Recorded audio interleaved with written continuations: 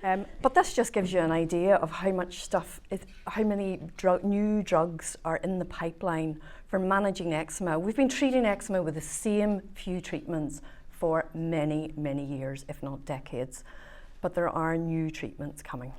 The burden of disease of eczema is huge. It affects about a quarter of preschool children and still 10% of adults, about 15% of teens. Probably about a quarter of them are moderate to severe. But in those people, the impact of eczema is massive. It's incredibly itchy. That leads to sleep loss, low mood, lack of concentration at work and at school the next day. These people are really, really miserable.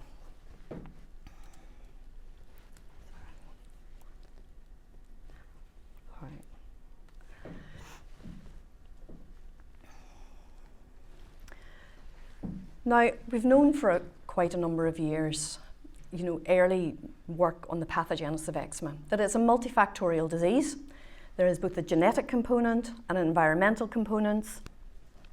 You are born with an inherited tendency to eczema. We've just heard about you're more likely if you have a family where there's eczema, hay fever and asthma, an atopic family.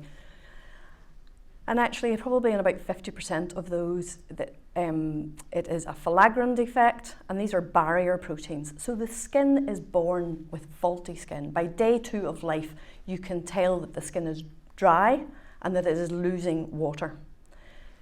Bring in soaps and detergents, and that actually breaks down the barrier further so that you lose fluid out of the skin and it becomes dry and things get into the skin. Allergens, irritants, and that drives inflammation. But it's become a whole lot more complicated.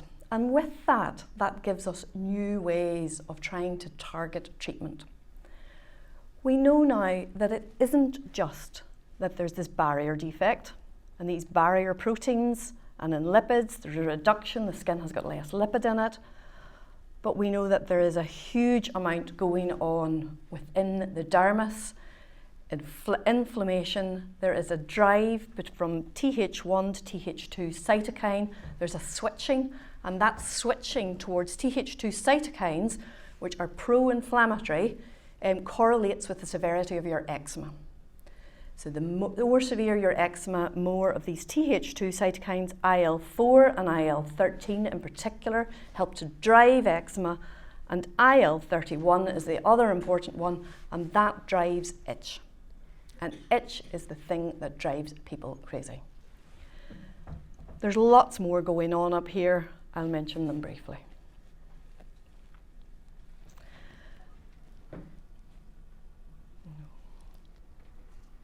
Sorry.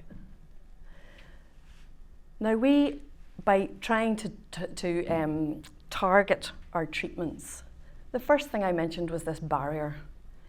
The skin is really, really dry, and it's losing lots of water out of it. By bathing, we rehydrate the skin, put lots of emollients on, and it traps that moisture in the skin. So that's why we tell them to bath every day, then put moisturizer on.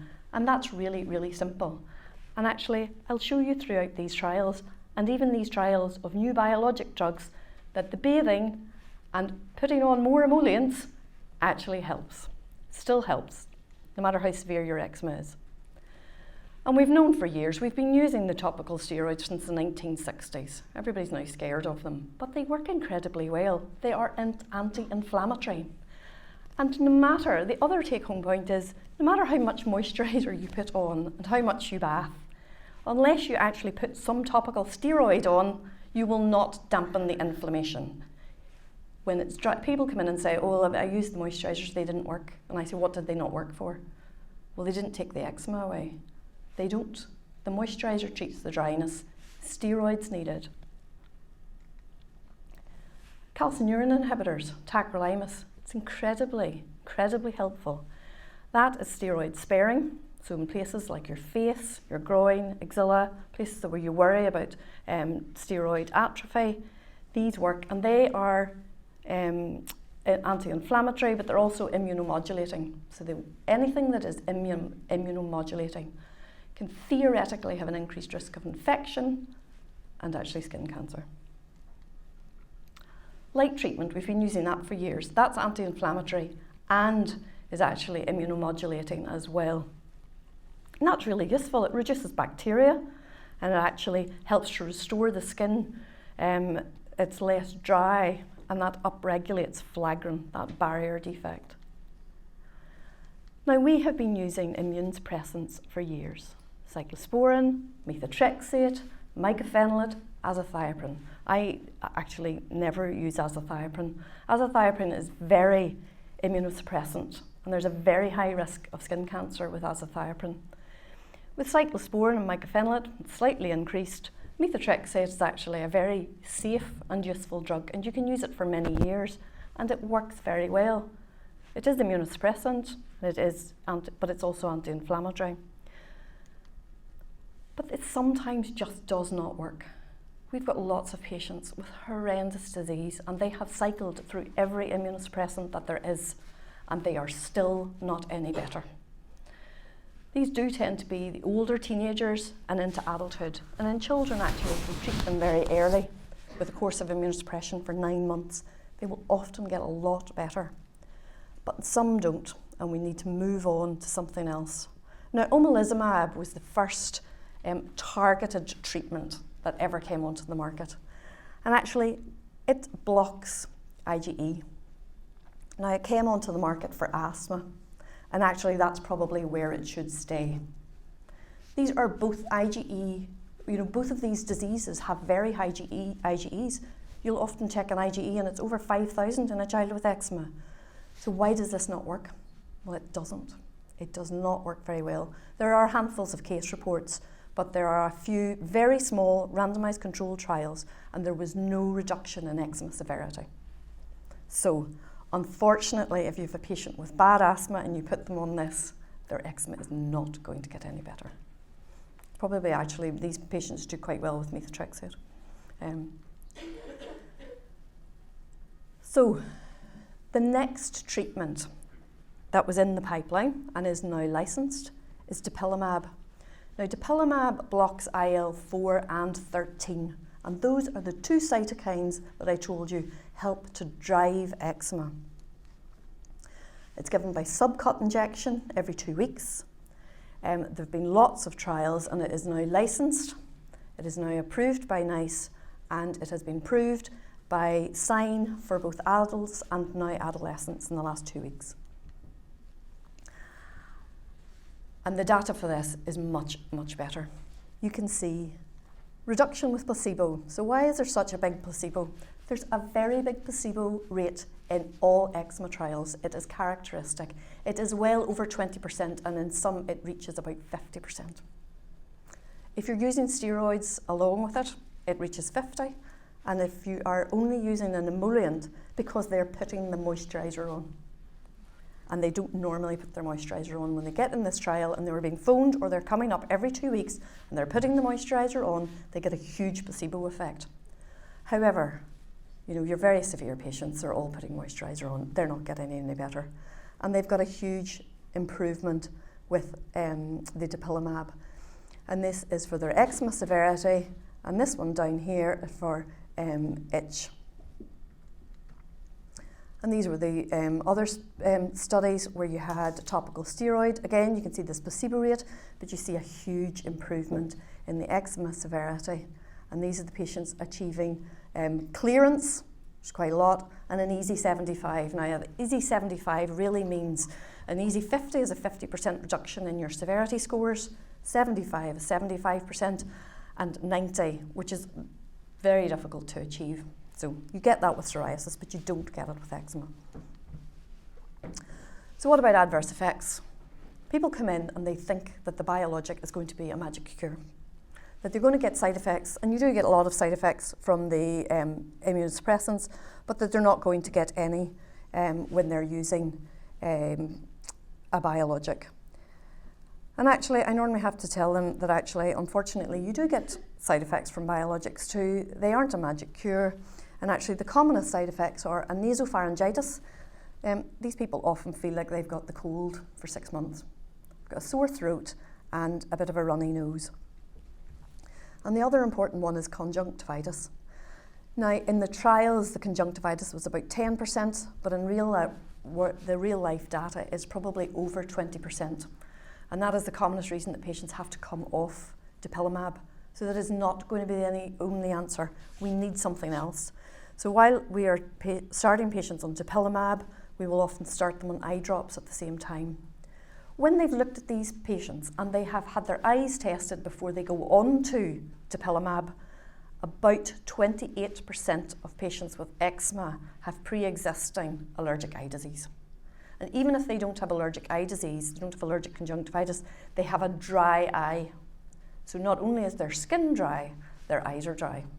So they have dry eyes and they're more susceptible to getting side effects. The other big side effect in that was a flare of eczema. Now, any drug can flare your eczema. These people are getting a flare of eczema, but is it just because the disease is not the drug is not working, or are they getting side effects? It tends to be a head and neck flare. Even in patients who didn't have really bad head and neck eczema, when they're on dupilumab, it tends to be a head and neck flare. Nobody has quite elucidated the cause of that, but we do know that when you have eczema, you have a reduction in the diversity of your microbiome, and you can have overgrowth of yeast.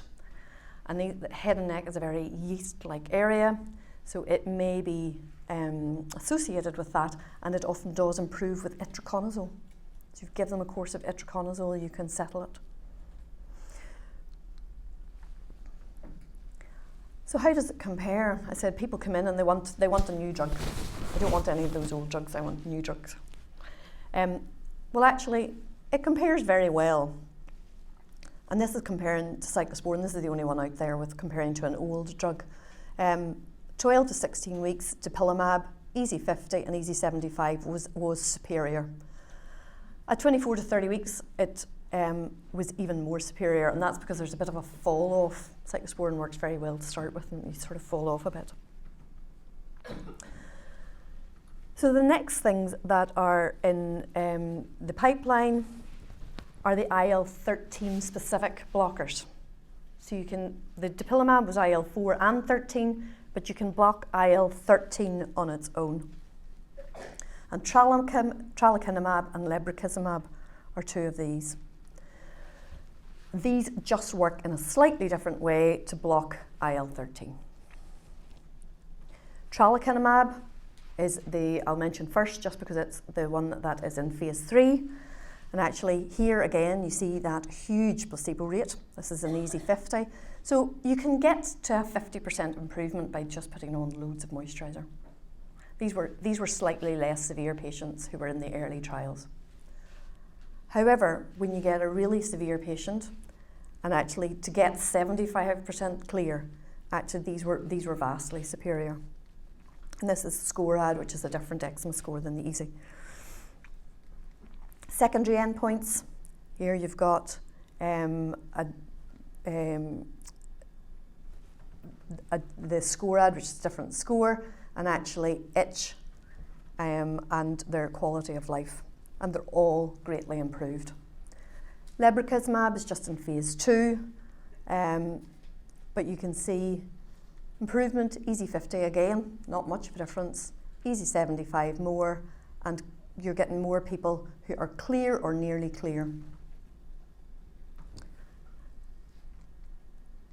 And marked improvement in itch, sleep loss, quality of life, and the impact of their eczema.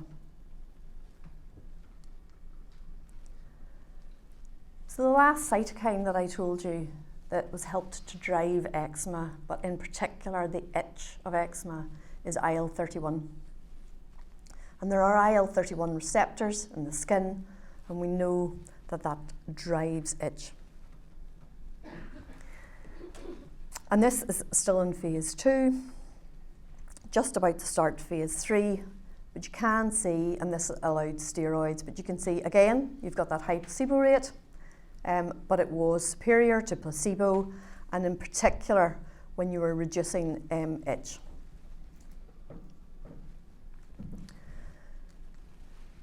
So the other drugs that are in phase three, and probably these are the ones that are going to come to the market next, are the JAK inhibitors.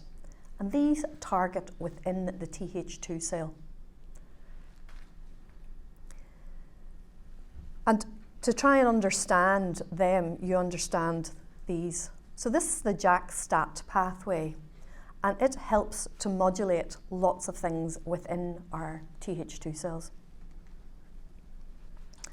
There are different JAKs. There are 5 different JAKs, but JAK1 and JAK3 are the ones that are most important in eczema, and it's particularly the JAK1 inhibitors. And this just shows you inflammation. They're antiviral, so actually all the things you see here, allergy, itch, inflammation, but these also show you the side effects of these drugs. And there are lots of JAK inhibitors that are in trial at the moment. Baricitinib, upadacitinib, and this is abrocitinib now called, and those are all in phase 3 and are actually heading towards the market. And ruxolitinib and tofacitinib, you might have noticed the names, they're being developed in cream form.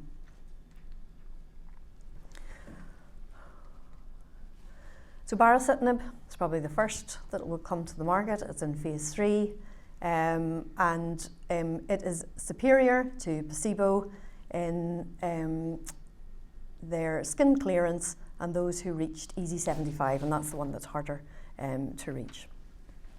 And these are 2 different trials. Adverse effects were actually very similar to placebo, but these were small trials. And these are the more recent trials when they allowed topical steroid. Again, you've got to create a high placebo rate, but EASI-75, it is superior, an improvement in their itch as well.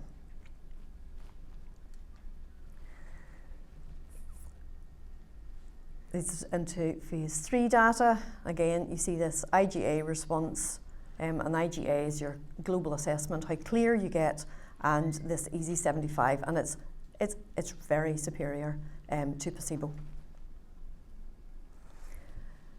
Upadacitinib is another, so upadacitinib is an AbbVie drug, and it is a JAK1 only, and again, vastly superior to placebo, and actually they've even gone and looked for an EASI-90, which is almost impossible to achieve, and again, the placebo rate for that is tiny, because nobody gets clearance on moisturisers.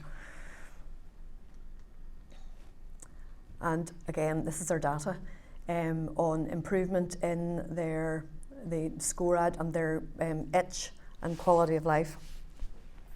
And these have a reasonably rapid onset because they get into the cell and they're a very small molecule. But side effects, you've got nasopharyngitis and infection. And I showed you on the JAK that JAKs are responsible for infection. Outcomes, this is ruxolitinib cream, and this is comparing it to tacrolimus, and actually at the higher strengths, this is actually probably a new drug that may give tacrolimus a run for its money. Tofacitinib, that's been used in creams, and actually some individuals do use tofacitinib because it was licensed before anything else. They used it off license for eczema and did get reasonably good results.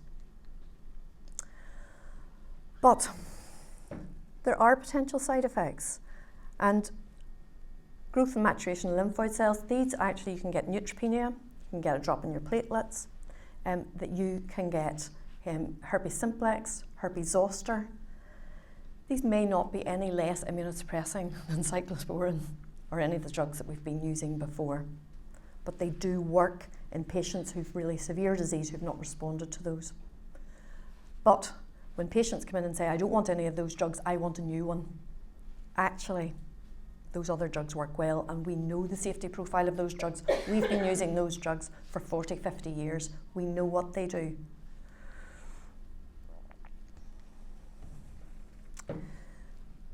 So what about histamine? Lots of people put patients onto antihistamines. I take them straight back off, give them some topical steroid. There's actually very little evidence for antihistamines for eczema. They become tolerant within days to weeks of using the antihistamine. And the evidence for their benefit for eczema itself is very, very poor. However, H4 antagonists may also have an anti-inflammatory effect, and these are now in phase 2 and will be starting phase 3 this year. For eczema, and actually have also been used for other inflammatory diseases like rheumatoid arthritis. All the JAK inhibitors have been used for rheumatoid arthritis as well. And there were 2 different oral H4 antagonists. One gave agranulocytosis, didn't go any further, but this one, which is a Novartis drug, had a significant reduction in the EASI score. So, what about prevention? I was asked to talk about prevention as well. A few years ago, we all became very excited. There were a few pilot studies on prevention of eczema. And the BEEP study and another study in Japan showed about a 50% reduction in eczema at about 6 months in children who had been asked to avoid all soap, which is best practice anyway, for the first 6 months of life, but to also use an emollient every day. So they got these children really early and asked their parents to put a moisturiser on every day, and then in the control group they were asked not to use emollients. So BEEP showed 50% reduction, and the Japanese study showed a 32% reduction. Both very exciting. So we've been waiting for the definitive results for these. Unfortunately, they have not been as exciting as we hoped. The first study took almost 3,000 breastfed infants. They got them within the first few days of life. They had a skin intervention group where they used bath oil and cream, a food intervention group where they introduced wheat, egg, milk and peanut, similar to the EAT study that you've been hearing about this morning, at 3 to 6 months, a group with both interventions and a group with no intervention. And at 12 months, eczema was more common in the skin and the food intervention groups than in the both or none. It's very difficult to interpret the results of that. They felt that intervention possibly enhanced the onset of eczema. And in the BEEP trial, we had 1,400 infants. They had skin intervention with a regular emollient for 12 months versus none. And at 2 years, the rates of eczema were similar in the intervention group and the control group. The first onset of eczema was similar in both groups at a year and at 2 years. There was more infection in the group that was using the moisturisers every day, and there was also a possible increase in IgE-mediated food allergy in the intervention group. So these have been very disappointing results. And the theory for why would you get increase in food allergy, we've been telling you that, and everyone was very excited about the result of this group, of this study, that if we restored the skin barrier, that the allergen wouldn't get through the skin, which is how you become sensitized to peanut and egg. And if we restored the skin barrier, that you wouldn't become allergic. However, they say that possibly if you have food allergen on your hand and you then apply emollient to your child's skin with that hand, that you may actually have increased sensitization. So the other new sort of tack in prevention is the microbiome of our skin. There are about 1,000 bacterial species on our skin, and as early as day 2 of life, we can also tell differences in the microbiome in different areas, and we know that eczema has predilection for certain areas in the skin. So is it the microbiome? In eczema, there is a huge decrease in the diversity of our microbiome, so you get this overgrowth of staph and at the expense of all these other bacteria.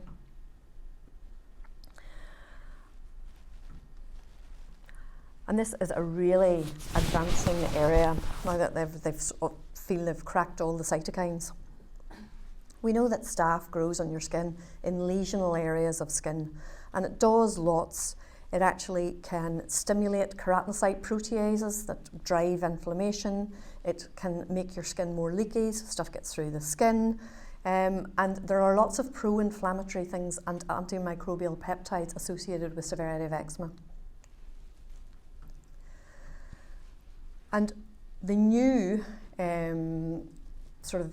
take on this is that some groups, and these are very early studies, have tried to apply commensal organisms in a cream onto the skin, and they have shown a reduction in eczema severity as a result of doing so. So my take-home message is that most patients do get good response from systemic immunosuppression. The old, cheap methotrexate, cyclosporin, none of these cost very much. And in childhood in particular, you can often modify their disease severity and the outcome, the long-term outcome of their eczema by a short course of immunosuppression. But when there's a poor response, there are new drugs in now. Dupilumab is now licensed from age 12 and age 6 will follow. It's an incredibly good drug. And there are lots of other agents in the trial stage, so watch this space.